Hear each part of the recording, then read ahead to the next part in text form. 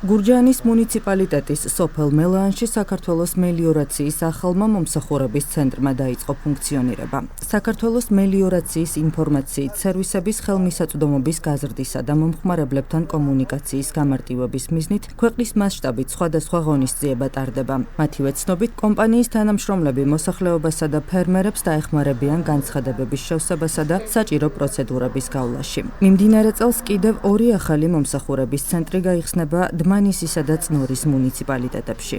გურჯაანის მუნიციპალიტეტში გაიხსნა ახალი სამელრაციო მომსახურებისთვის საჭირო მომსახურებების ცენტრი, სადაც ჩვენს ფერმერებს, ადგილობრივ ფერმერებს აღარ მოუწევთ დაახლოებით 30-40 კილომეტრის მანძილზე სიარული და მარტივად შეძლებენ იმ მომსახურებების და სერვისების მიღებას, რომელსაც ამ ეტაპზე საქართველოს მელიორაცია წევს.